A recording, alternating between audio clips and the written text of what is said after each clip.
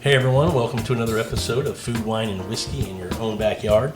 I'm Rob, your host, and this episode is in whiskey again. We're going to be actually diving into some rye whiskeys on this episode and just kind of giving our thoughts. We've done a few episodes with some bourbons, and we thought it might be fun to get some ryes on the table, sip through some of these, and just see what we think, comparing them to 3 or 4 that I've had, and then 3 or 4 that I haven't had, just to kind of see what else is out there. So you guys were nice enough to bring some of your bottles so we could put this together. And when I say you guys, let me introduce who's here with us today. Joby Lesack is back with us today. Dave Scott is back with us, and Glenn Burnett is back with us. Glenn, good to have you back. You missed the last episode. I did, but thanks for having me back. Yeah. What was going on? Why'd you miss? See how I'm putting your stuff out there? Yeah, I appreciate that. I had nasal surgery, a deviated septum, and some sinus issues. Oh. So I can smell again. You smell better. Do you feel like it's your senses I showered, are... so I think I smell better. Okay, cool. Is your sense of smell better? Let me put it to you that way. I don't know yet. It should still be getting better over the next month. Okay. But you feel like you're picking up the... So maybe I'll get to superhuman eventually. Boy, that'd be impressive. Before we get started in the ryes, let me say thank you to everybody who listens to our podcast, and ask you guys if you'd like to join us. Follow us on Twitter at Food, Wine, and Whiskey in Your Own Backyard. Also, jump onto Facebook. If you're on Facebook, join our page, Food, Wine, and Whiskey in Your Own Backyard. It's a great place where we share a lot about food, about restaurants in our communities, things we're cooking, but also things we're drinking related to whiskeys, related to wines, craft beers, things like that. It's just a fun little place to go and hang out, talking about all those different things. But also, if you hear an episode, you have some questions, you want to give some feedback, whatever the case might be, that would be the forum to do it in. Get on Food, Wine, and Whiskey in Your Own Backyard and start a thread with a question about one of the episodes you listen to, and we'll be happy to continue that conversation. All right, what do you say we jump into some ryes? Let's do it. Awesome.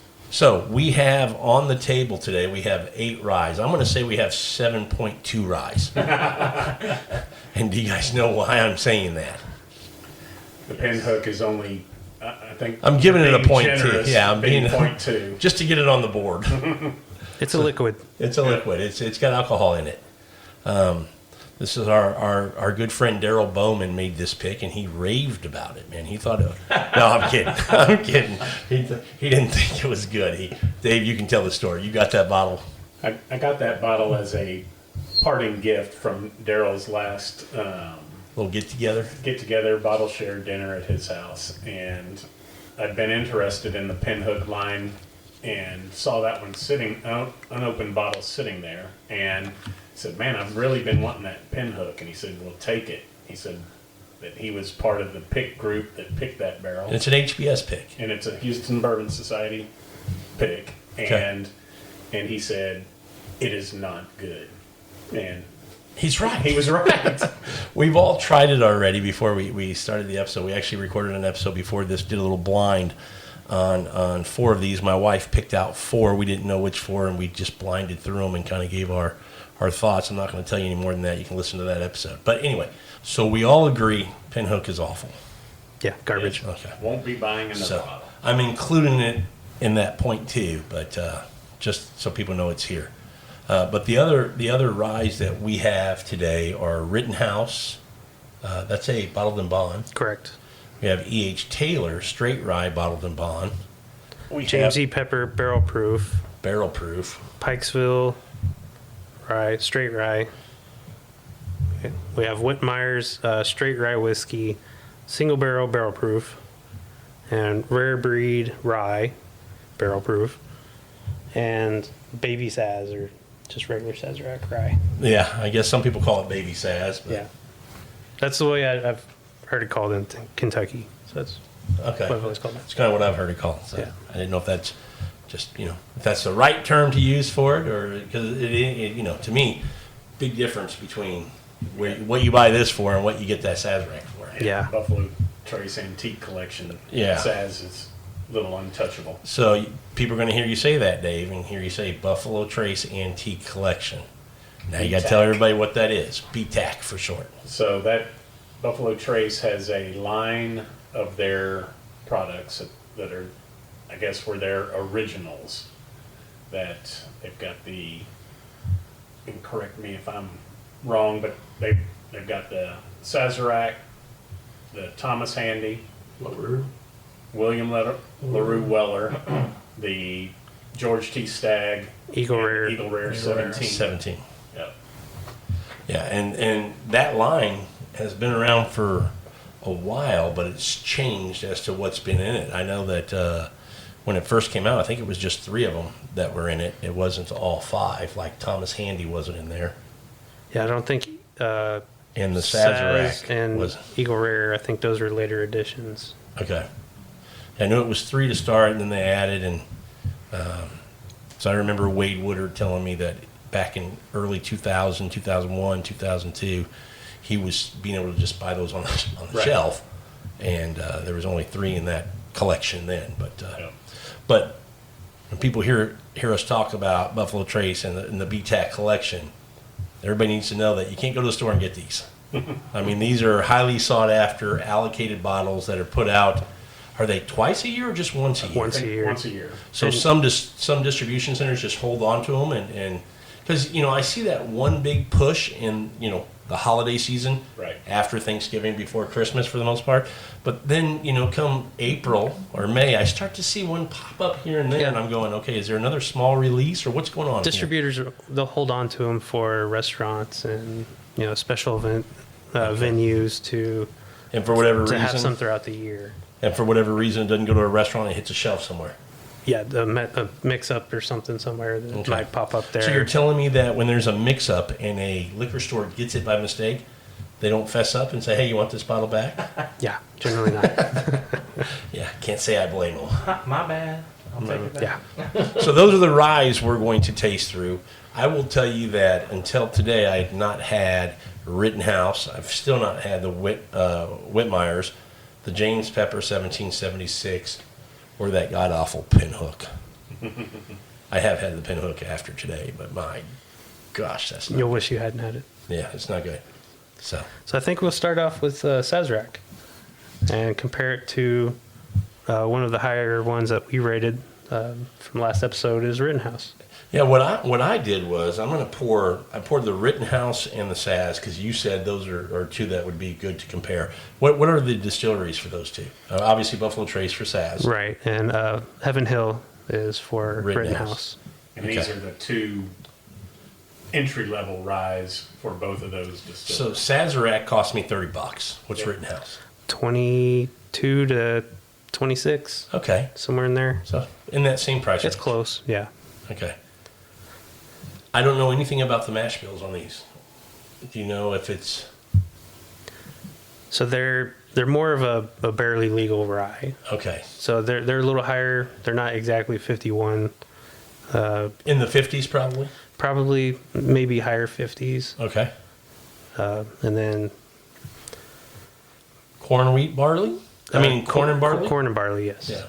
Okay. What percentages? It's hard to tell. Okay.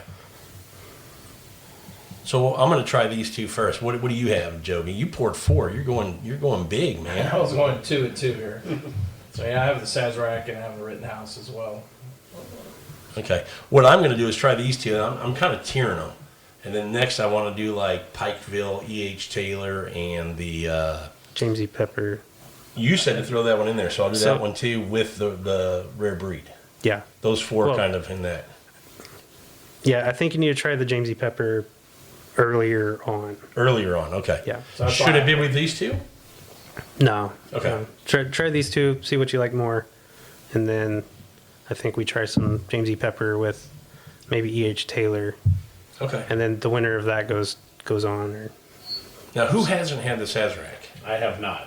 Dave, you haven't. Have Joby, not. I'm not either. you've had. Yes. How you like it on the nose so far? I mean, to me, at $30 for this Yeah. bottle. It's pleasing. A little sweet, floral. Lot sweeter for me. I think On it's the nose, or did you On the taste nose. it? Okay. I've tasted it. It definitely had it was a lot more vanilla to me on this one. yeah, I think this is more the typical Buffalo Trace sort of profile. What I get is just regular Buffalo Trace, but a rye flavor. Yeah, it does have a little bit of that spice at the end that you can pick up that it's a rye. This is one of my favorites. At the price point, I think it's just a very good It's a solid value. rye. Yeah. What's the, can you see the bottle, Dave? What's the proof It's a on this? 90. It's 90? Yep, 45. That's low for a rye, in my opinion. For a lot of ryes, yeah. Yep. There's I don't know that I've seen any other rye that's at 90, there's a or in the 90s for that matter. there's a wild turkey that's at I think 81. Is it really? 81. Yeah, Yeah, the original wild turkey, because then you can get the wild It's not turkey. the 101 rye. Yeah, Okay, it's not the 101 rye. right. No. I've heard, I love Wild Turkey 101, and I've heard a lot of people say the Wild Turkey 101 rye, not so good. I haven't had it, so I'm just telling you what I've heard. It's decent. Decent? It's nowhere close to Rarebreed. And that's probably why I'm not buying it, is because I'm a Wild Turkey 101 fan, and I don't want to. Yeah, ruin your. I can imagine Yeah. the 101 rye might be disappearing from shelves. Oh, really? They're going to get rid of it with the I would- rare breed now? I think just speculation, but I could see that happening. I dropped the ball a little bit, Joby. We do have another rye that I didn't mention. Joby brought the Clyde Mays, and I haven't had it yet, but I am with 100% certainty that it's better than that pinhook. Yes. I'm beating up that pinhook, man. It's just, Well, it's a limited edition signed model, by the way. oh, it is. Yeah. My gift to you. It's a gift. Yeah, it's a gift. Awesome. It's staying It's here. only got Dave. one pour left in it, though. That's all right. I haven't tried it. You guys try that yet? I know we Yeah, had. that was our warm up. Yep, Was it that pretty a good? warm up. Yeah, it was What's good. the proof on that, Joby? 94. 94. It is in the 90s then. Okay. Yeah, and Glenn, you mentioned liking the Rittenhouse a little better than the Sazerac, and I would agree with you because I'm a Heaven Hill fan, Jim Beam fan, and this Rittenhouse definitely has the nuttiness Yeah. to it that the Saz does not. To me, it's more of a what I would think a rye would taste like. Yeah. You know, But I think it's that extra spice. yeah, but it's also I think blended more with. It has more bourbon flavors in it. It definitely a little more complex because it's multiple flavors. The Sazerac, Sweet. just sweet, gets you. You know, you taste Yeah. it and it's good. I would agree. Yep, the Rittenhouse definitely have the rye spice mid palate. Yeah, but it's a full it's full body. It's not a single note. It's like a roller coaster of flavors Correct. as it moves across your tongue. I like them both. I They're agree. different for sure. Yep. Yeah. I'm trying to make a decision on which one I think I prefer. So I think old fashions mixing cocktails. It's Rittenhouse for me. Yeah, I think with the Sazerac, if you mixed an old fashioned, it'd be a You just little lose sweet. it. It just Yeah. get lost in the cherries and the Yeah. sweetness. Agreed. I was waiting for you to say, Dave, who the hell mixes and makes cocktails? Have you ever had an old fashioned? I have never had an old fashioned. What? Exactly. Never. Really? Haven't had an old If fashioned. it's bourbon, you just put it in a glass. That's right. No old fashioned, no Manhattan. Or rye, I should say. Bourbon or rye. Never had a whiskey sour. Never. We'll have to do a show on that. Yeah. We were talking about that last episode, that we need to do a show on cocktails, and I have a couple of friends that are, air quotes, mixologists, and have them come in and mix us up some stuff. And try. Yeah. It's interesting how the cocktail craze goes through peaks and valleys. That Well, I think the big peak was the old movie with Tom Cruise, right? With the bar cocktail. cocktail. Oh, yeah. Yeah. Cocktail and dreams. For the young people Quote, listening, unquote. they're going to be like, what? 'Cause that came out, what, 86, 87, something like It that? was cool to, twirl bottles Yeah. around and, That's right. So I still think I like the Saz better. I like them both. I'm just not going to be a follower and tell you I like the Rittenhouse better. I do like the Rittenhouse, and at that price point, I think it's a great bottle to have. Yeah, but I think with the Saz, you're getting your typical Buffalo Trace profile with some vanilla, Just a little more rye spice in it. Yeah, caramel, but with a little more rye spice. With the, I just think it's overly sweet. I do too. With the Rittenhouse, I'm getting way more rye spice mid palate and some nuttiness that you get. I think it just rounds it out. Yeah. So if I were going to pick between the two, I'm going to be a follower, and I'm going to pick the Rittenhouse. Yeah, I might be changing my mind. I keep tasting them back and forth. Mm-hmm. You got 6 more proof points on the Rittenhouse. Now I'm just thinking there's just a little bit more complexity to the Rittenhouse than there is to the Saz. The Saz is 90. Mm-hmm. That's- 10 proof points. Yep. I was thinking back to the Clyde Mays 94. Yeah, I would agree. There's more complexity with the Rittenhouse. Okay. Yeah, I think I've changed my mind after tasting them a couple more times. And it's going to save you $5 or $6. It's easier to find. You don't have the Buffalo Trace craze trying to find it. If I'm going to be honest, and I'm always honest, I think that the Rittenhouse just has more of that rye profile just right away. Yeah. Where you could almost fool somebody with this Saz. If they Thinking that it's a bourbon. Yeah, they might not know it's a rye. Yep. So Pretty close. I would agree Yeah. completely with that. it's interesting. The more I kind of keep going back and forth. Yeah. All right, I've jumped ship. I'm on board. You converted me. Yeah. The Glenn. Baby Saz, I think, like you said, you could fool somebody thinking that it's a high rye bourbon. Yeah, Because It's you still- really could. you don't have that big spice mid palate, but there is a little bit there. And I think the proof hurts it a little bit. Agreed. You know? Yep. It's still a solid pour. Oh, no doubt. I like them both. Yeah, it's still Yeah. delicious. But Yeah. if we're But going Yeah. side by side, you realize what the different. Not taste only profiles that, to you, I think it was your point a minute ago, Dave. For $8, I'm going to buy the Rittenhouse. Why am I going to spend the additional $8 and buy the Saz? I mean, I like the Saz, are. Yep. but after doing this little exercise, why? Can somebody tell me why I should buy the Saz over the Rittenhouse? Come on, because it's Buffalo Trace. Yeah, it's not going to happen for that reason. It's Pinhook. Exactly. No, but having never had either of those prior to today, I think I will most definitely be going out and adding both of them to my collection bar, whatever so you I wanna think call it. Sazerac would be a better introduction into Yeah, maybe I a was about to say rye entry for level. somebody that hasn't been heavily into ryes or because that's super easy to drink neat. It is. I think that's you a know? great And so, point for you know, somebody who says, for "I somebody want-" just like coming out of mixing because they like sweet stuff. Generally, you know, if you're mixing, it's going to be Coke or whatever, Sprite, ginger ale. It's sometimes on the sweeter side. So I just think overall it's a good one to keep around for friends that haven't been really heavily into straight or neat or even it's still decent on the rocks. Yeah.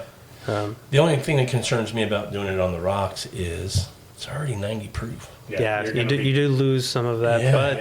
but people that aren't used to drinking straight, 90 proof, they're probably more in the 80s and then mixing, and so that's dropping the proof down. I don't know. When I first saw rye, I didn't know too much about it, but a lot of people I think have the perception that it's a rye, it's higher proof, it's a little bit tougher to drink.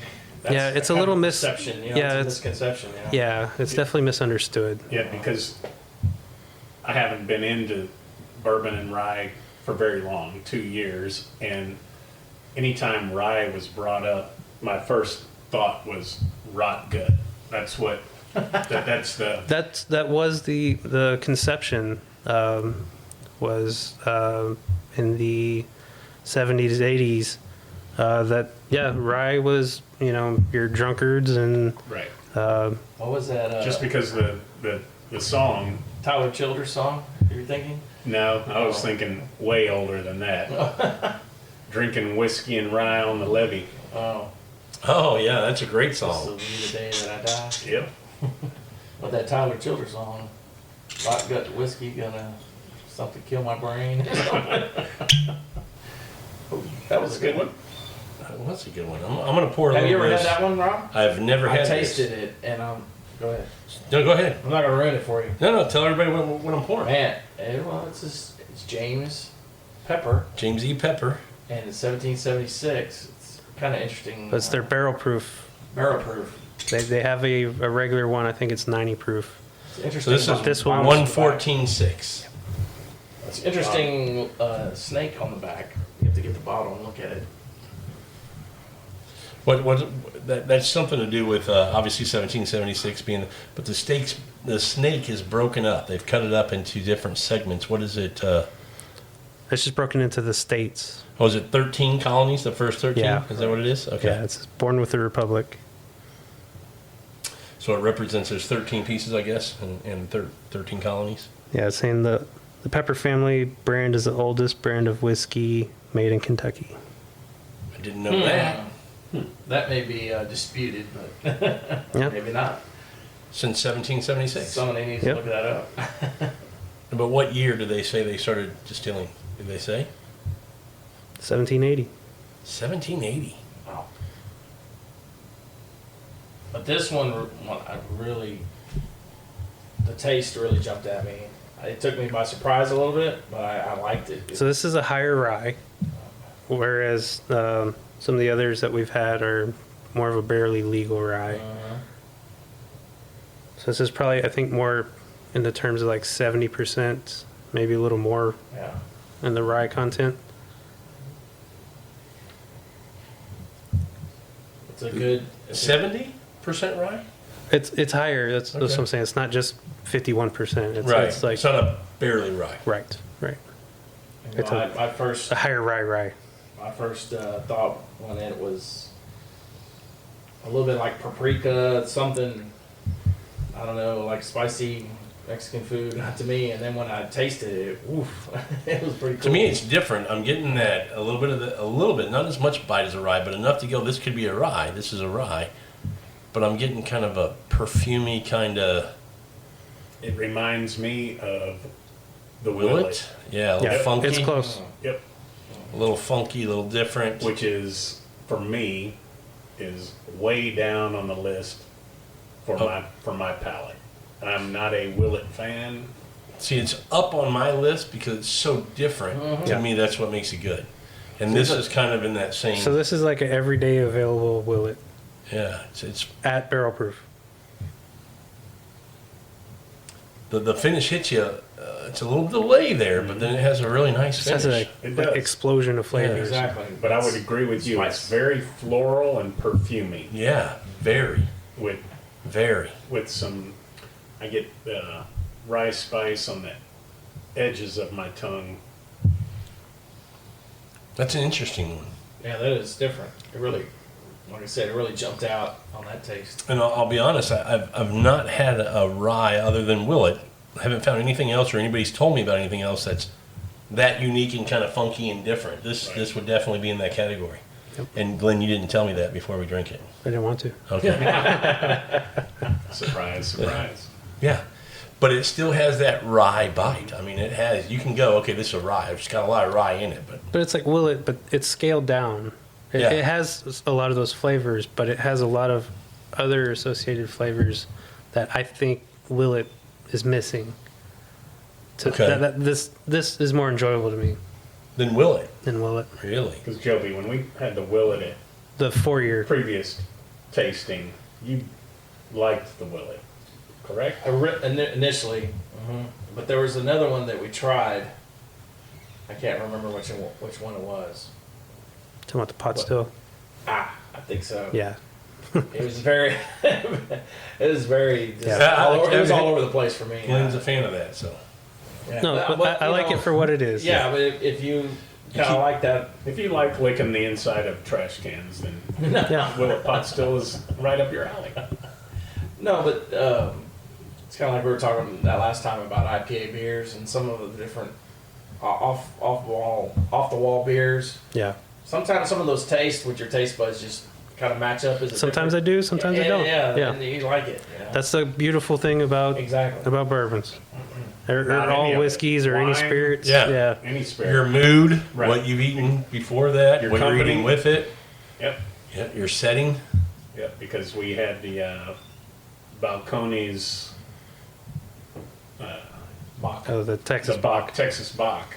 Glenn took that home. I said, take it. It's awful. That You kind of like it. Yeah, it's Different. Different. It's different. Yeah. So like there are times I just want something different.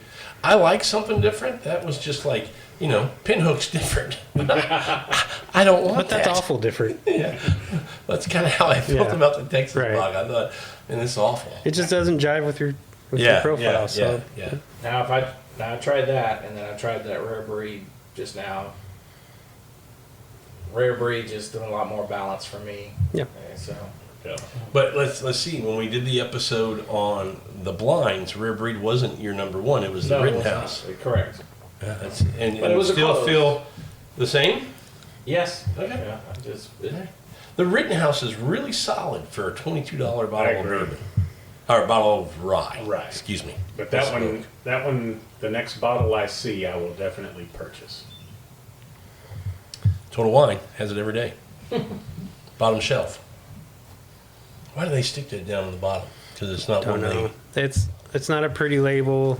They can charge more for other stuff that's All not right. as good. The more I'm drinking this James E. Pepper, I'm liking it more and more. It's Do you like spicy food? Oh yeah, Yeah. and women. So yeah. Oh, I like bland women and spicy food.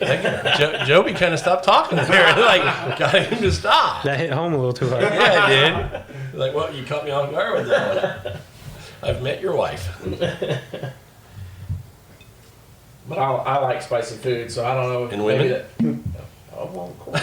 I thought he was going to slip there and say, I like spicy women. Yeah. Holly's going to listen to this. Yep. But your point, I do like spicy food. So what were you going to get at? So that's what I'm saying. It's the spice on it is a little extra for me, and I like the spice in it. So when I first tasted it, it really, like I said, hit me hard, and man, it jumped out as a taste that I kind of liked. I mean, if I'm drinking a rye, I'm going to think I should get spice. Yeah. I mean, Yeah. initially, Not I'm like gonna, this. I don't know. Really? Yeah, not like I said. This one seems just so for a you. lot stronger for me. Okay.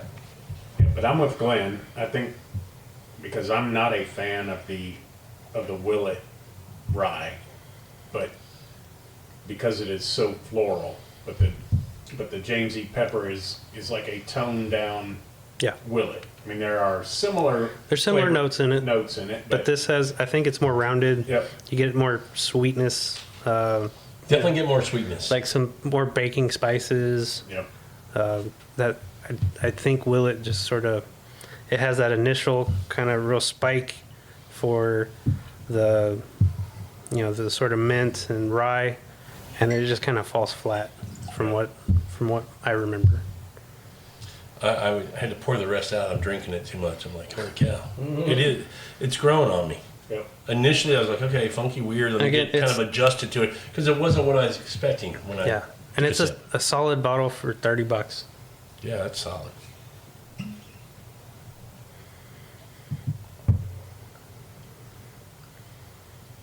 All right, I think I'm going to move on and try.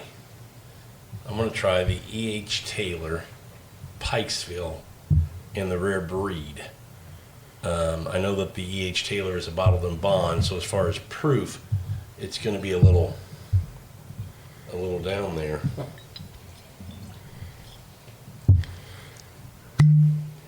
Ooh, that one's a good one.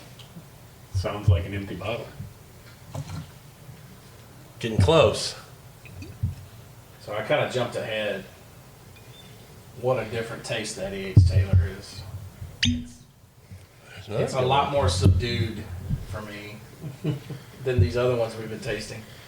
I mean, and it's almost to me not even really a rye. I don't know. Yep. I think you're also dropping proof down to 100 Yeah. Yeah, after drinking the James E. Pepper and the Rare Breed.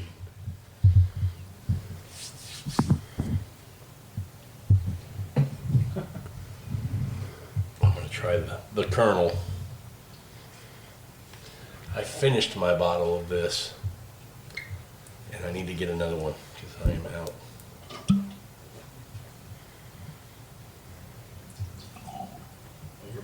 You might have to wait a couple of months. Why? That one's Yeah, they release it a few times a year. yeah, that's more. That's more of a seasonal than the seasonal. others. Does Dave have a full bottle of that? Oh, I do. I have a oh. Trade is bottle gonna happen. over there. You never know. The GMs have, Billy Bean has shown up here. He wants to make That's a trade. So what are you drinking, Glenn? Well, I have VH Taylor, and I'm just comparing it to. Because I see like 9 glasses in front of you with bourbon. To be fair, there's 5. But I'm just A/B comparing to. I got Rittenhouse, Rarebreed, James E. Pepper, and Whitmeyers. Oh, Whitmeyers. I hadn't tried that. What's that proofed at? 115. 115. Yeah, but I'm going with Buffalo Trace. I'm doing the Baby Saz next to Oh, there you go. the E.H. Taylor. Buffalo, the Sazerac? Yeah. Against which one? E.H. Taylor. Oh, really? So kind of staying in that same family. Yep.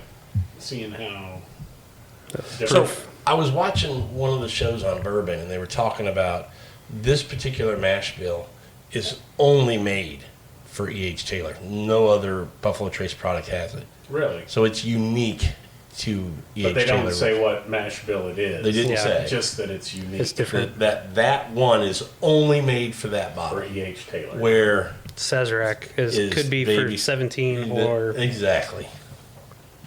So I thought that was interesting. So when you find an E.H. Taylor straight rye, even though it's made by Buffalo Trace, it's the only product that's going to have that unique kind of whatever that profile is. It's been a while since I've had the E.H. Taylor straight rye.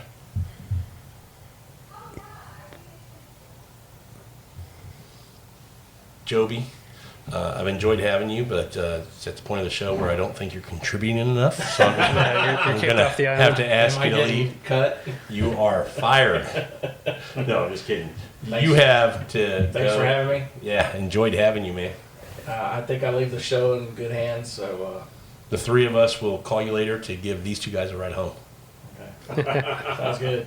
Hey, I'm good out. having you, man. We'll see you next time. I'm out. Cheers, man. Cheers. Peace. All right, now the fun can start. Joby's gone. Joby, when you hear this, we're not kidding. Kind of like the Pinhook Rye. That's exactly right. He's the pinhook of the group. Of the group, yep. Damn, Joby. That's not good, Dave. You've known him longer than anybody, I have. so you like Unfortunately, pinhook. right? I love Pinhook. No wonder. That's your bottle. No, we love Joby. We'll look forward to having him back on the next episode. But he had to go take care of business.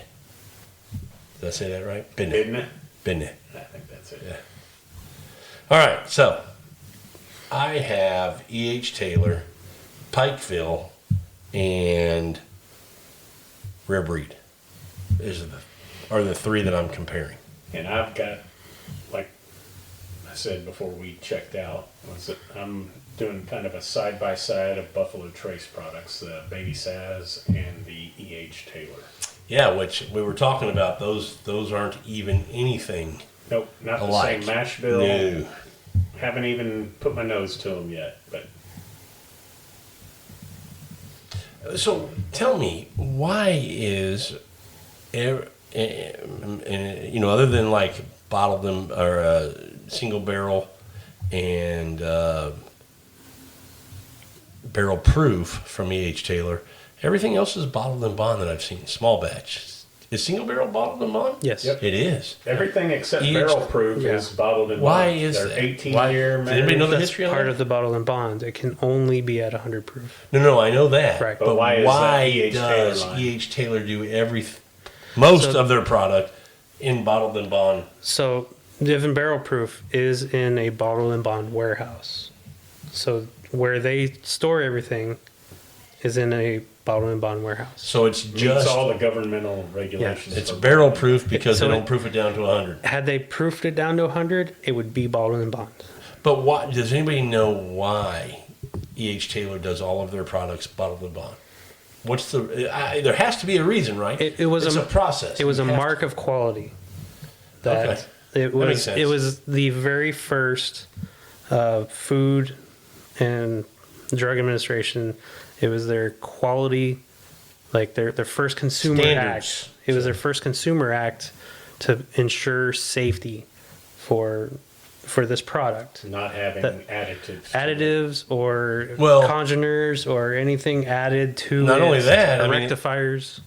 Back in the day, people would, the medicine man, right, traveling from town to town, and Yeah. there might be paint thinner in there that he Right. said would Right. cure anything that. And I heard that was where it came from as well. That there were people like that, and to get some control. There over was what all kinds being- of stuff going on. People Yeah. emptying spittoons into it, just to fake the aging. There was one distillery. Was it E.H. Taylor that first? Is that what you're saying? Were they first? I don't know that they were first. It was somebody that went to Congress and was the first one to say, hey, we need to have some regulation and some kind of standard process to make sure we're putting out good stuff. And I think Was it E.H. Taylor? I Or think was It might have been. I think that's why the line is called Colonel E.H. Taylor, and that's why they do their bottled in bond. Everything Okay. is bottled in bond because Colonel E.H. Taylor was the driver at the forefront of a government regulated or a Overseen. what did you say, Glenn? A yeah. consumer. It was a Consumer Protection Right. Act that bottled and bond. It was something you could trust. You could, as a consumer, you could see that bottle, see that it has the stamp across it. It hasn't been messed with. It has the federal approval that all the requirements to be So bottled tell everybody and inspected. what the requirements are. So for bottle and bond, it has to be in a warehouse that is overseen by the government. They have keys. Not anymore, but used to. No, still. Oh, they still do that? Yes. They I thought the government had backed out of that. no, And it's still. as long as it was the same warehouse, same distillery, same year, and you met the requirements as far as proof and things, you could still be listed as bottled and bond. I didn't know the government still had oversight. They still oversee. They do. Yes. Yeah, I think the All the amount of logs- visits have been reduced Yeah. to 1 or 2 times a year. Okay. I did- But it's all the logs that the distillers have to keep. All that still has to be submitted to the TTV. But it's not a government warehouse. It is a government. It's a federally bonded warehouse. So they have to pay It's on taxes property and- for the distillery, but it's Right. bonded through the government. Correct. They come in and do their inspection, make sure it meets all the requirements, Yes. whatever. Okay. I Yeah. did not know that. So, and then all the rest, 4 years minimum, one distiller, one master distiller, New American. one Ale. season. Yeah, all the same stipulations for bourbon. All that still applies. I did not know the government still is involved in that process. I thought I'd heard that kind of went away. You can just, other than having the government oversee it, you could still call something bottled and bond as long as you met the requirements of the warehouse, the Right. distiller, So, everything else that met those requirements. right. And so that's also a part of, why sometimes a bottle and bond costs a little bit more than a standard bottling is they're paying for this, bonded warehouse. But just because you say it has to be 4 years to be bottled and bond, that's not exact. Has to It be has a to be a minimum. minimum. Yeah. Right, Because right. we see some bottles that are 7 years, 10 years, and still bottled and Right. bond. So like the Wild Turkey that came out this year was 17 years And bottled and bond. and bottled and bond. And the new Colonel E.H. Taylor. The 18-year just came out with 18-year Marriage. Right. was Yeah. So, so it's a good one. yeah. So that's unusual that you would see something Yeah. left in a government type Yeah, so warehouse they're overseen. paying, For they're 18 paying years, more 17 years. money for these barrels than their regular barrels in another warehouse. Okay. So that's sort of why sometimes it's more expensive for something that's bonded. Okay. But me personally, I always see it as it's at least I know it's at least 4 years. It's government overseeing. Not that many distilleries are doing anything shady these days. That's why But I thought they weren't overseeing it as much or at all Yeah. because of, yeah, we don't have the problems that we don't have those problems anymore. why this whole FDA Act came out. But Except for the J. Mattingly.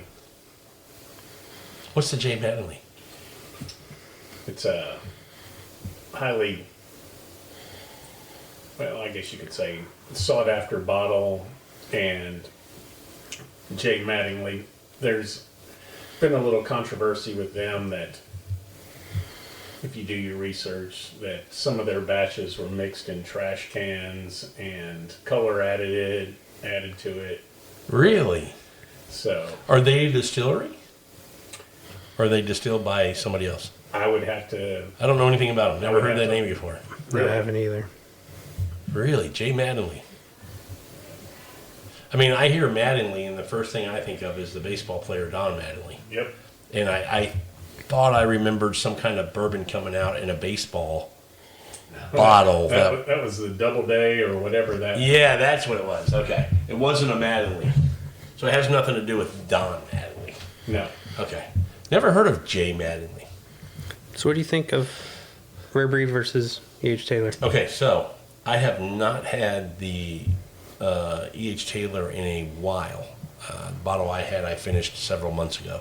And I forgot how much I like it. It's really good. It is good. I've been sipping on it, so let me try the Rarebreed against it and see what I think. What'd you find out? Which one are you having, Rob? E.H. Taylor. Yeah. So I'm doing the E.H. Taylor, the Pikesville, and the Rarebreed. Yep. Did you find anything out? Yep.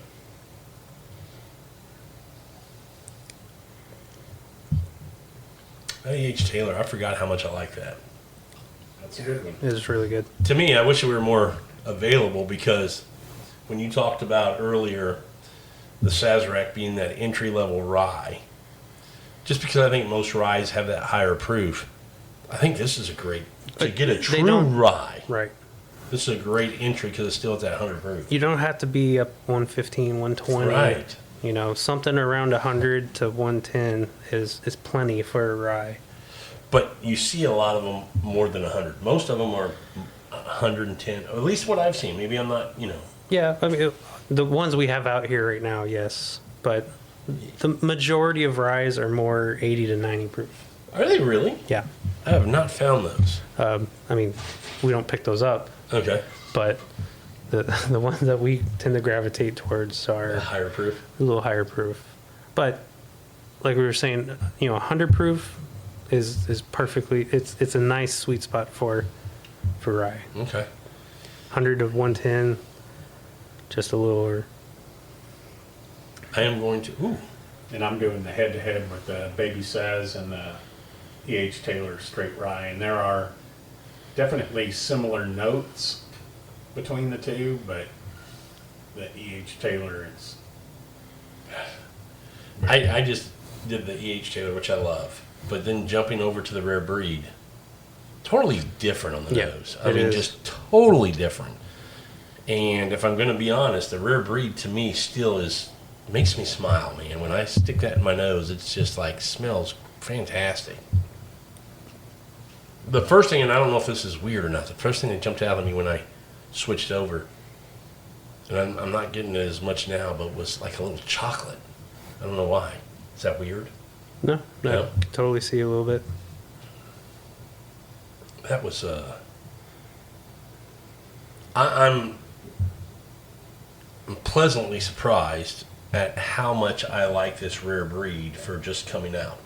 I mean, I'm impressed with how good a product this Yeah. is for the first time being on the shelf. It's And not like eventually, it's- whenever it is always available, it's going to be it's a stand of value I mean, it is. for what it is. That is fantastic for that price. Because what's the E.H. Taylor run? $80? $69.99. Yeah. $70? Yeah. Okay. And that's if you can find If it. you can find it. Where Rarebreed's going to be on the shelf at some point here pretty soon. Yep. All And I day. would- Every day. Yeah. couldn't agree more that when I first stumbled onto the Rarebreed bourbon, that instantly became Yeah. a favorite of mine because price point in the $45 range, find it every single day. Quality, availability, and price. Barrel strength. Yep, can't go Yeah. wrong. Rarebreed's one of my favorites. I mean, and I'll be honest, when I first got into bourbon, Wild Turkey I thought was, I don't want anything from Wild Turkey. Right, That because was, back in college days. yeah, The Wild And- Turkey name was just associated with cheap. yeah, It might as well be Fireball Right. exactly. right now. Yeah. Yep. Now I'm 180 degrees and I go, Oh, yeah. what's your favorite distillery? Wild Turkey. Definitely in there. Yeah. I mean, just for quality, price, and accessibility. Yep. I mean, I can get, it's all, if I want to go get something from Wild Turkey, it's on the shelf. It's going to be reasonably priced and really good. Yep. So I say Wild Turkey as one of my top 3 distilleries. Heaven Hill's probably in there for me too. As much as I like Buffalo Trace, because their product is so hard to find, it's probably not in my top 3. It's I would probably agree Jim with you. Beam after Yeah, that. Beam. That That's would be right. great. Heaven Hill, Beam, and Wild Turkey would probably be my top 3. Those are my 3. Your 3? Mm-hmm. Yeah. Agreed. Agreed? Yep.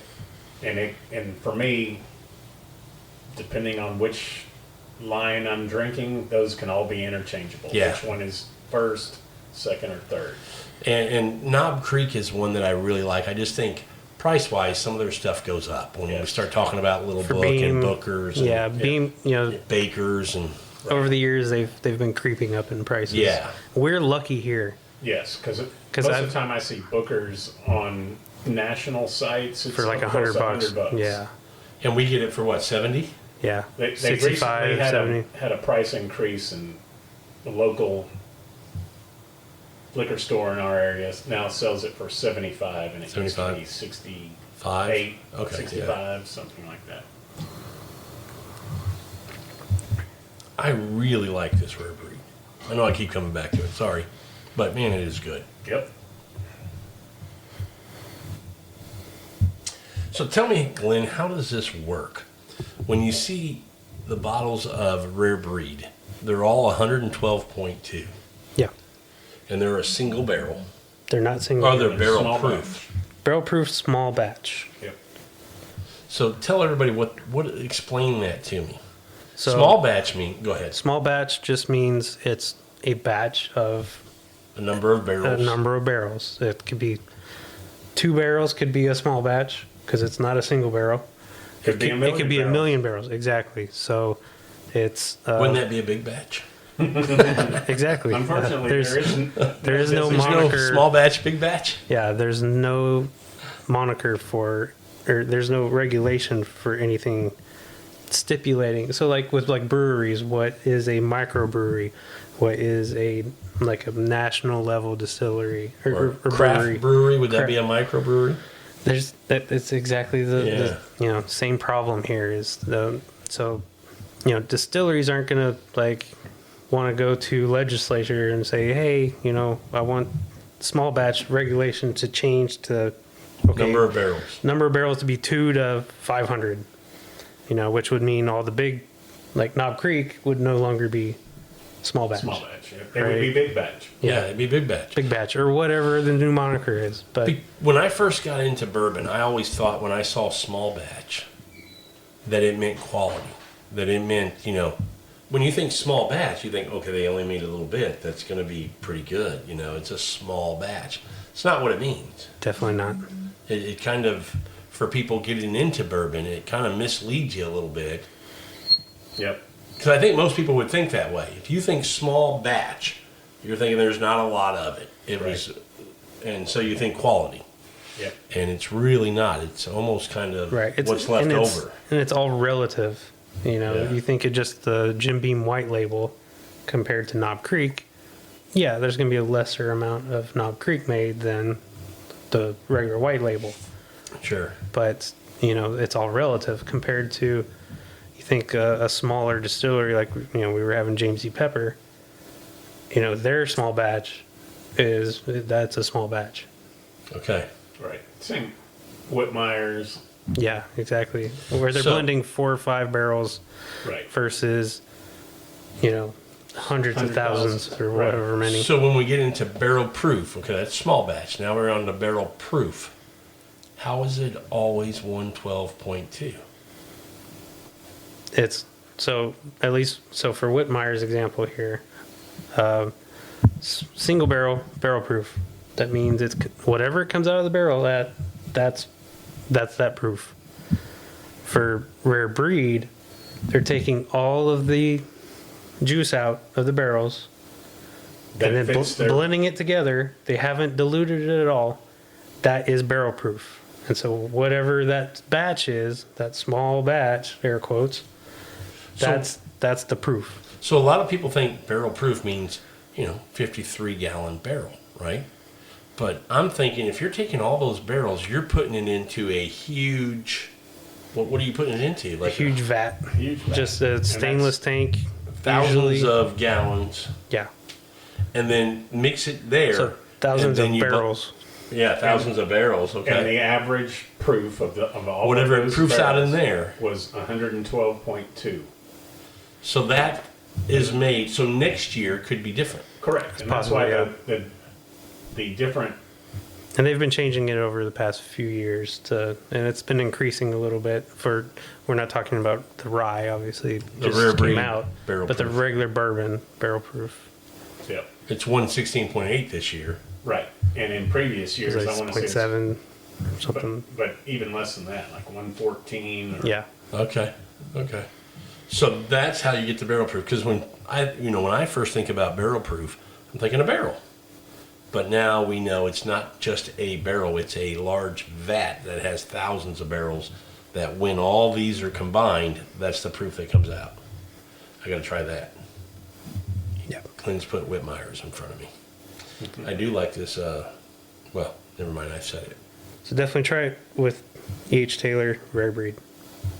And, Pikesville. Pikesville, whatever you got over there. See, I really like Pikesville too. And the reason at least Pikesville you can still get for the most part. Yeah. I mean, it's a little bit more scarce, but you if you look a little, you're going to find it. Oh yeah. Yeah, And it's just still whether you want to $50 a pay bottle. up to 50 to 60 or If you know- you hunt for, Dave's honey hole for Right. 30 something bucks. And We don't and even that's have to what's- hunt. He'll tell us after we get off That's the right. air. And that's what's crazy is that you can Oh, that's different on the nose. Whitmeyers. And that goes with every brand or bottle. That if you don't do your shopping and you're smart looking, I mean, you can be overpaying for a bottle that you can. Because, like you said, I still see a range of about $15 difference in the Pikesville. Yeah. That I've seen it as high as, like Glenn said, $55 to $59 a bottle. But I can go to a spot on the way home and get it for in the $37, $38 Yeah. price range. I have speaking of overpaying for bourbon, I have a friend that listens to our podcast, and he told me today he got a bottle of Blanton's and 2 bottles of Eagle Rare. And I was like, really? You got a bottle of Blanton's? That's awesome. I said, where'd you get it? How much did you pay? And he said, I got it online, and I paid $200. And I said, well, okay, I'm thinking that's a straight from the barrel, or what'd you get? Yeah. What'd you Gold. get? What'd you buy? And he said, I got the regular single barrel. And I said, you're my friend, man. Next time, call me, because that's $200 for the standard single barrel at what is that, 93 proof, something like that. Yeah. Yeah. Yeah, my man paid a little more than he should have. Yeah. Now, he didn't get beat up as much on the Eagle Rare, but that you usually don't. I think he paid $55 per bottle for the Eagle Rare. And Still too much. yeah, Yep. you can find it for Almost double. $32, yeah. Yeah. So I think now he knows he'll give me a call and see if I can't help him out with. And I think coming up in October, that you can, they release several different store picks at WB Liquors, or some of them still have it priced at $27. Yep. So you paid 100% markup. Yep, he did. He did, not you. No, not me. That's where education comes in. But I'm not going to lie. I've been there. When I I was there. When I first got into bourbon, I walked into a liquor store and saw Weller 12 and went, oh my gosh. And I didn't at that time know what to retail on. I know it's hard to find really good. I hear people talk about it. I just got into bourbon. This is like 3 years ago. I walked out with 2 Weller 12s for $300. Yikes. I thought I'd done good, but never been back to that liquor store since then. So yeah, I learned my lesson on being patient. Yes. There's places to, Absolutely. just because you see it, don't buy it. Perfect story, because I didn't think that when I was getting into bourbon and finding out what allocated meant, had no idea what. Yeah. And I still find it comical. I'll be in a store and a noob will walk in and ask, You got any Blantons? Blanton's You got any Weller? or George T. Stagg? Yeah. You have any George T. Stagg? I have heard. You got any Pappies? Yeah. I've heard that once. Yeah. Yeah, And I had to walk away. And it's all part of the learning curve. Everybody's at a different point. Yeah. But Eagle Rare for me was, in the beginning, that's unobtainable. I can't find a bottle, never seen a bottle. But like you said, it's patience. And that was over about a 30-day span when I was really starting to get into bourbon and didn't find one in the first 30 days. I thought, this is unobtainable. So when you found one, And I did find one, and I completely lucked out and ordered, because I was into wine prior. you still are. What do you mean prior? But before I got into bourbon. Yeah. But I found a store in Napa Valley that I frequented with wine, Bounty Hunter, and on their website they had Eagle Rare for $29, and I was like, oh my god. And it was a pick, right? Yes. Pretty much everything that Bounty Hunter does is a pick. What year was that, if you remember? I'm only asking because I'm wondering if Glenn... It was 2018. Okay, no. Because I've only been into this for Yeah. 2 years. So You're talking about Glenn Hugo. Yeah. So Because he used to work at Bounty Hunter when he first went to Napa. Sorry. So the interesting story, though, is I ordered 2 bottles. They never showed up. So I called and said, my bottles never showed up. And he said, okay, well, I will send you out 2 more.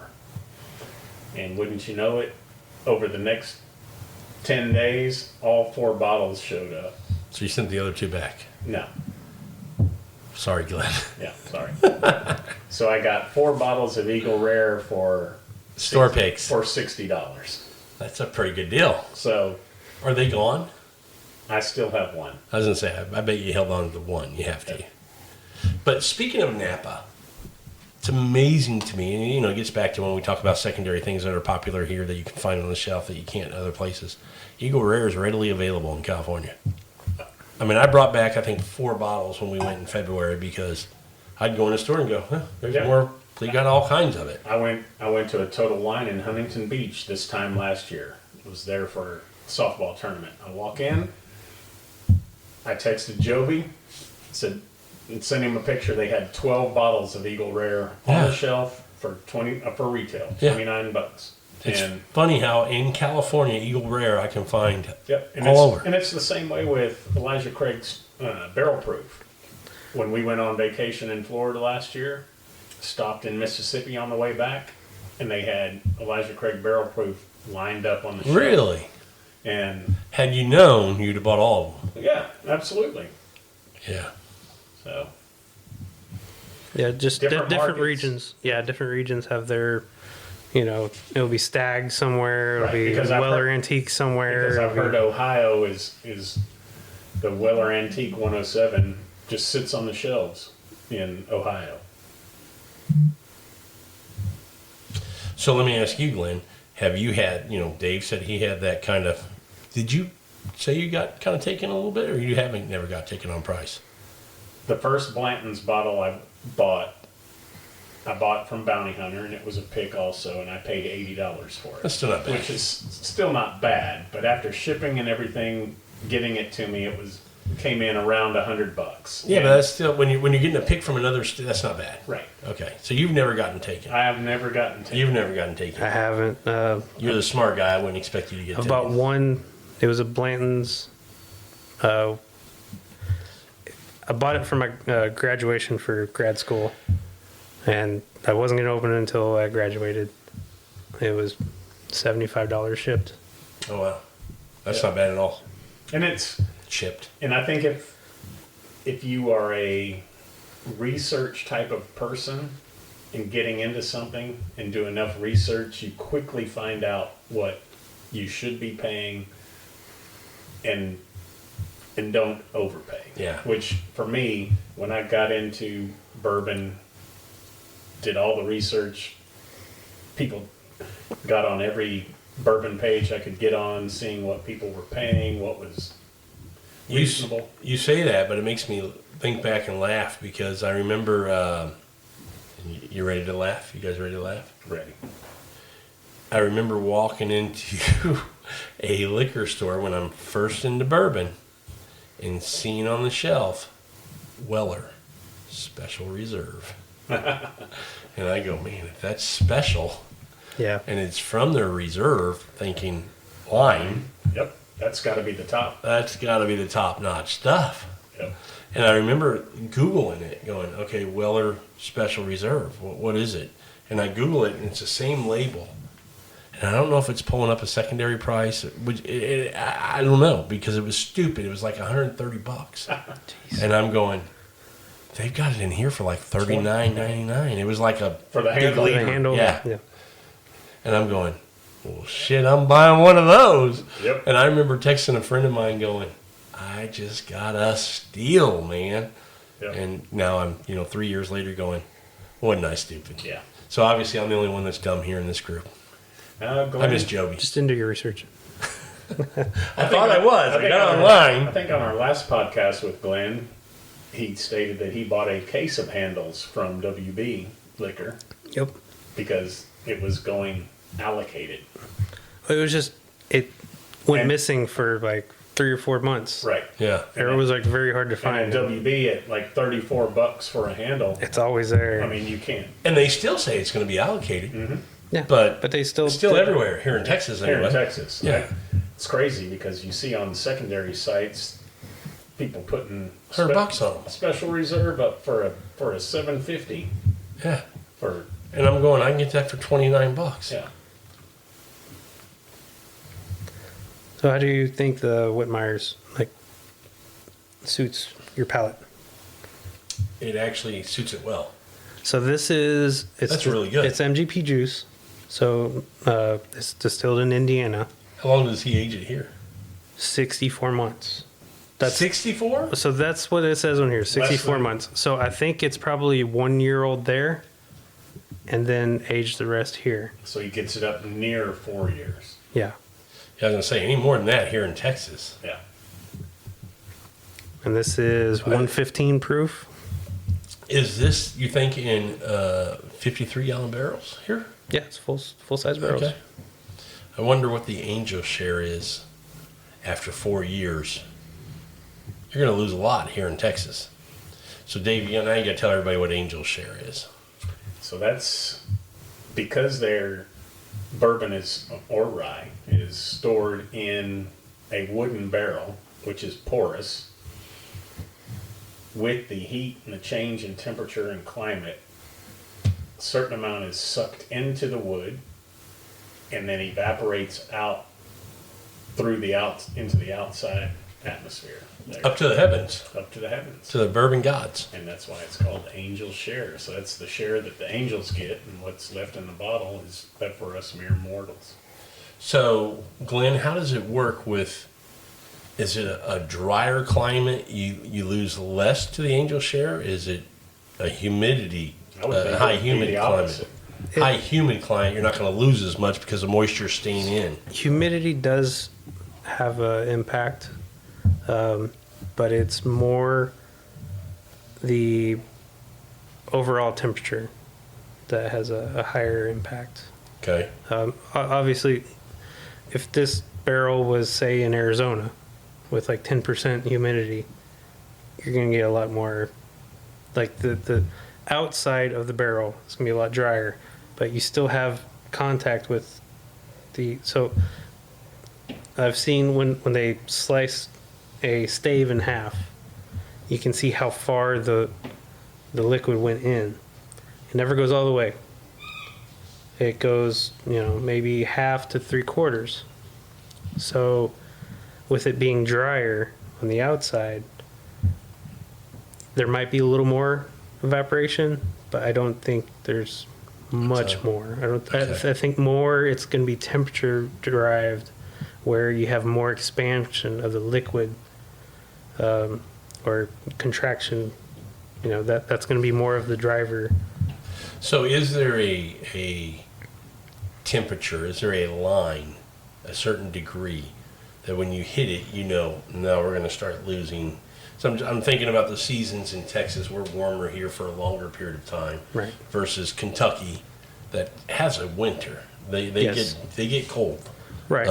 So do we say, and I don't know. I mean, has there been a study done that says, once you hit 84 degrees, 87 degrees, now we're going to start to... There has, and I don't remember. Yeah. I've read it. I don't remember What it was? the details. So there is a But degree there is that- a point where, say, you're not extracting from the barrel, and you're not really losing any volume.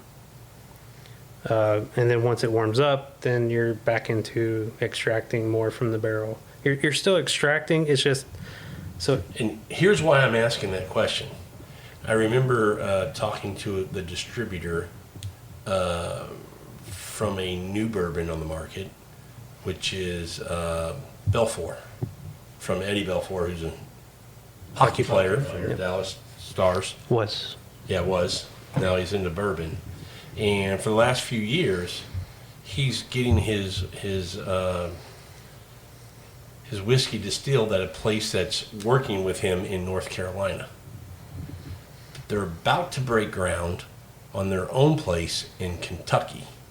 So when you have a product that's been put out for a couple of years, it has a certain profile. It has, people have gotten accustomed to what you're doing. Yeah. When you now say, I'm going to move several hundred miles away and start making bourbon and whiskey over here, can you look at, do you pick your location based on weather, based on what the typical climate is? I mean, because You can. they're not going to Louisville, they're going to southern Kentucky, and I'm figuring that was strategic based on weather and patterns. Yeah, you can look at you can basically look at a map, or overlay all these layers and find your special place where it meets all your criteria of where your your previous distillery was at, or your rick houses, but they're not going to be the same. Still going to be different. Still going to be different. Barometric pressure could be the same. Everything could, temperature, Right. as far as typicals, could be the same, but it's still going to be different. It's going to be similar, but it's going to be different. Okay. That'll be And so interesting to watch. That'll, that's where blending, that's why it's such an art of blending.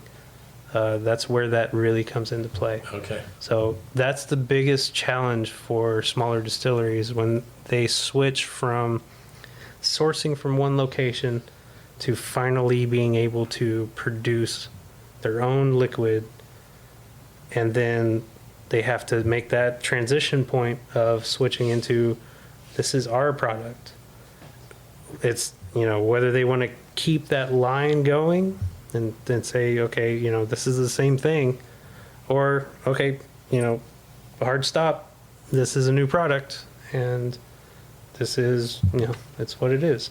Okay. So that's a big decision, and it's a challenge. That is a big decision, because you have a consumer base that you've been selling to. If you get a following that's like, I love this whiskey, and then you're like, yep, you're cut off. Yeah. That's a risk.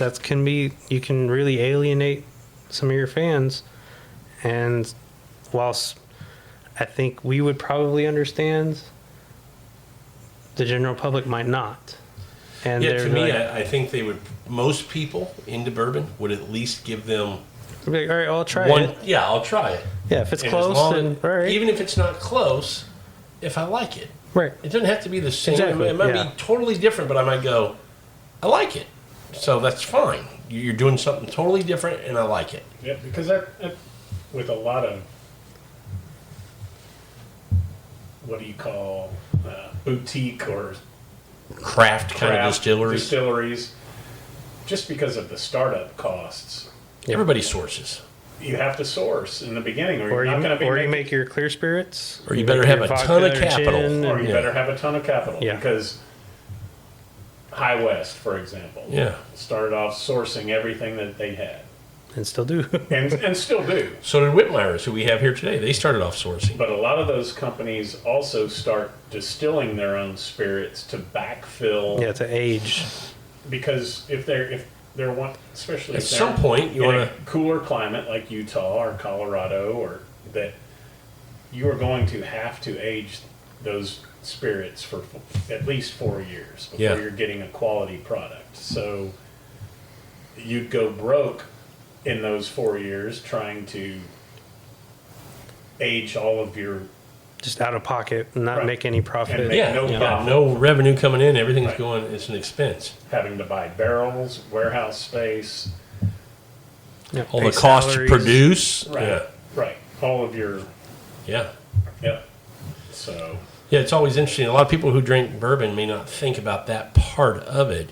So I'm perfectly fine. I like to support smaller craft distilleries, and you know, people say, well, Texas has a bunch of them, and I wish I could say I was a huge fan of Texas ones right now. I'm not. I think they're still trying to find their way. They're very young. They're, I would agree wholly, just like Yeah. the whole wine industry in Yeah. Texas. Yep. At first, they sourced everything from California. California.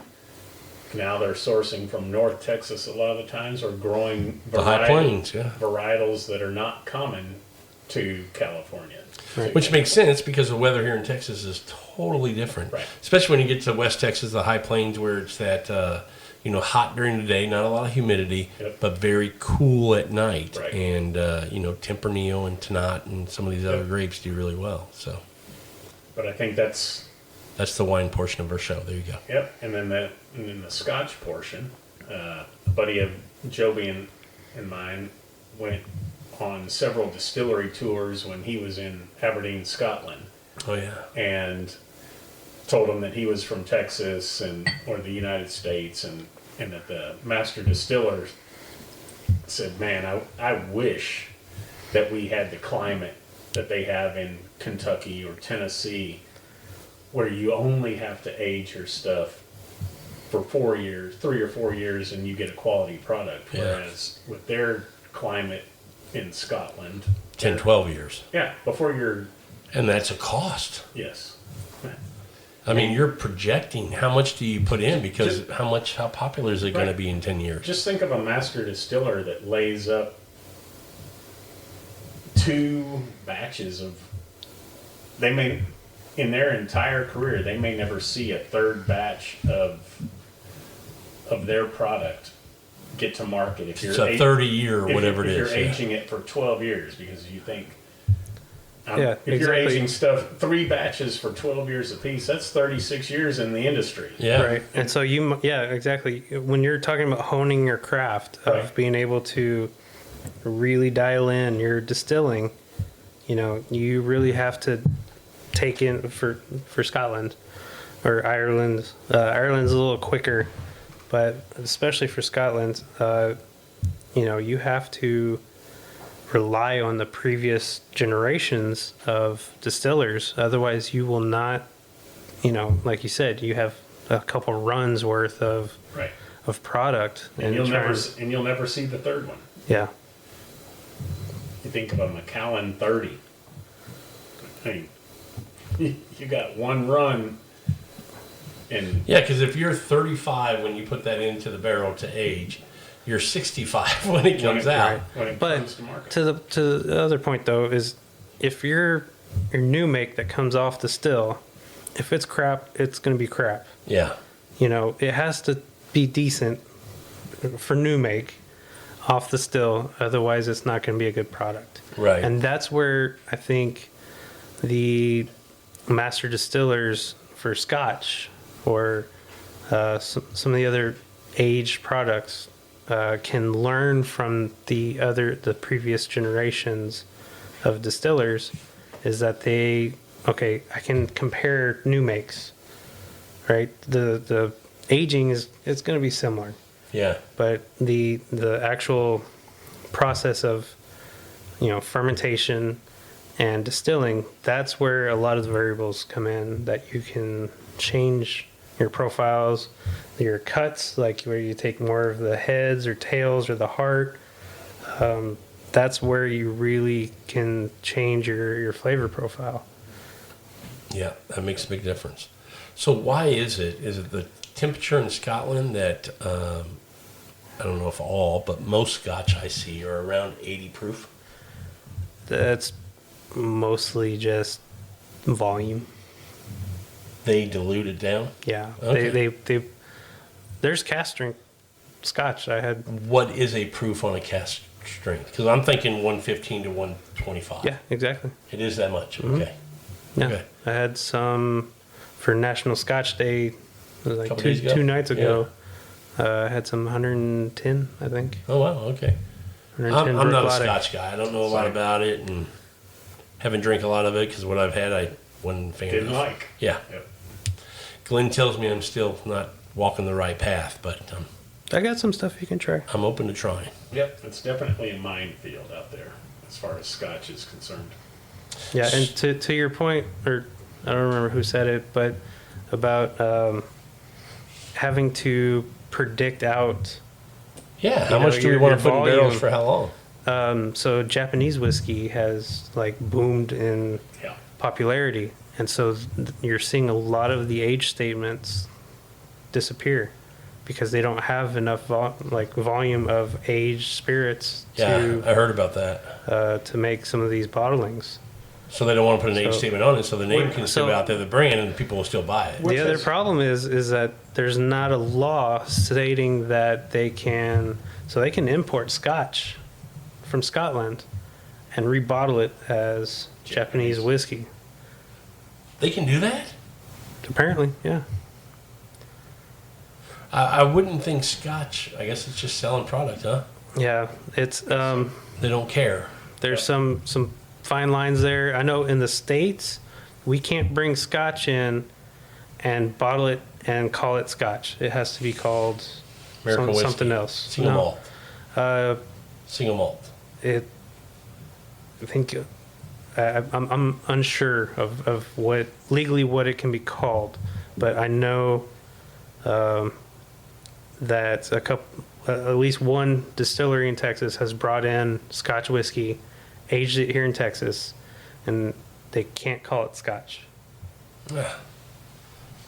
And I know it can't be called Scotch unless it's Bottled made, there. bottled, everything in And the Scotland. screwy thing is that it was made in Scotland, but then Not shipped bottled here, there. but not bottled there. So It's that's just the disconnect. like if you get bourbon from Kentucky and Yeah, you send have it to down say to bottled Texas. in. But you can say a Scotch product, but Bottled bottled in in Texas or whatever. But Okay. I would think that's more on the Scotch side. They want to protect their product. well, yeah, 100%. I don't blame them for that. Yeah, I don't either. But Because bourbon, But- I mean, anywhere you can buy in Scotland, from one part of Scotland, buy barrels, liquid, move it to another side and bottle it and still call it Scotch, just like we do in the States with bourbon. yeah, Okay. the only stipulation they have is whether it's grain or malt, Okay. and whether they call it blended malt or single malt, single grain, blended grain, or blended Scotch. Okay. That's the only rules they got there. How do you guys like these ryes? Everything except the pinhook was Fantastic. very good. Yeah, no, it was all really good. Are we about palate to out? Are we wore out with our palate? I think I am. I think we are too. Yeah. I was gonna say I have a Knob Creek store pick in that, but I think that needs to be another day because we've sampled a few today. Do you guys have a favorite of the bunch, or a couple standouts, a couple unexpecteds? If I had my favorite, it's still the rare breed. Rarebreed, yeah. Yeah, I that's, would agree. that's my favorite. One that I'm going to buy a bottle of now because I really enjoyed it was the 1776, the James E. Pepper. That's different and funky and floral and kind of got that perfumey, and I like different stuff like that.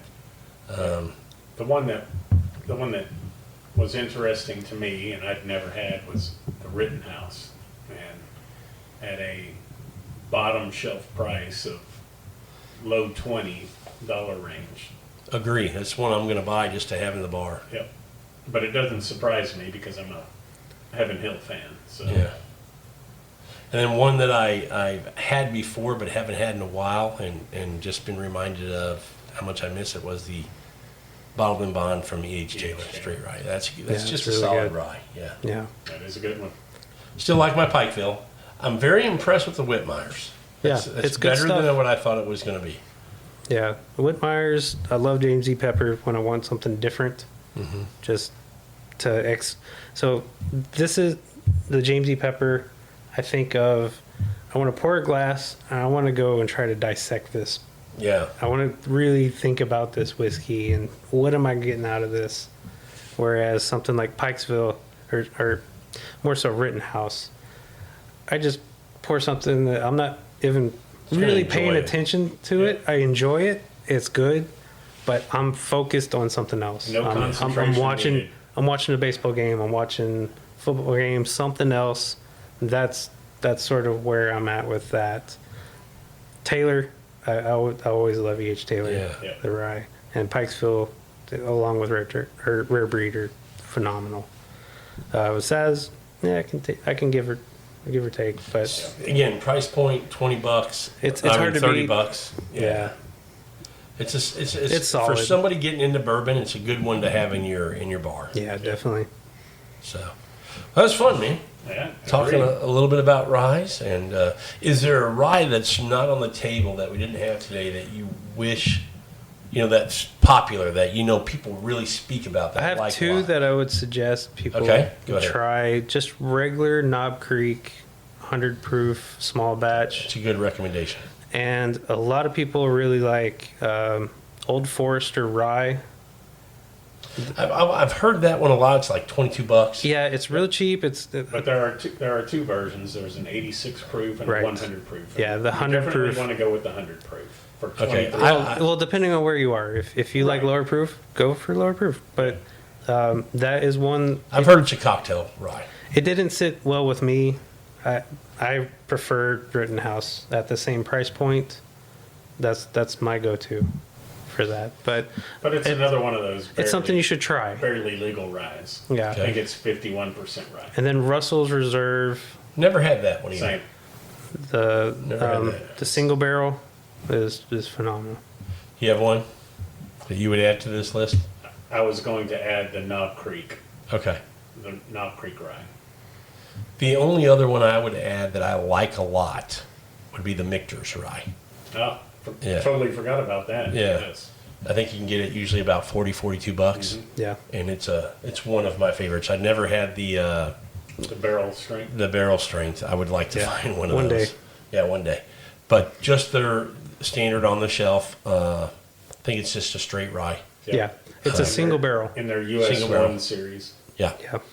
Yeah.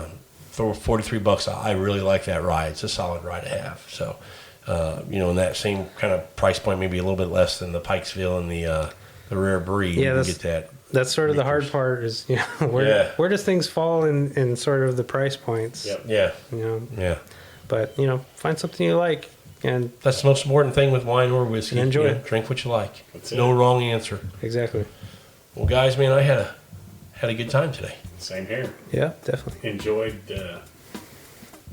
follow-up Yeah, podcast.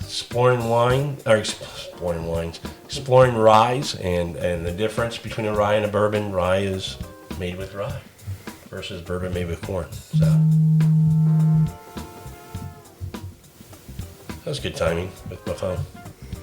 Well, thanks everybody for joining us on this episode of Food, Wine, and Whiskey in Your Own Backyard. And until our next episode, enjoy your next pour. Cheers. Cheers. Cheers.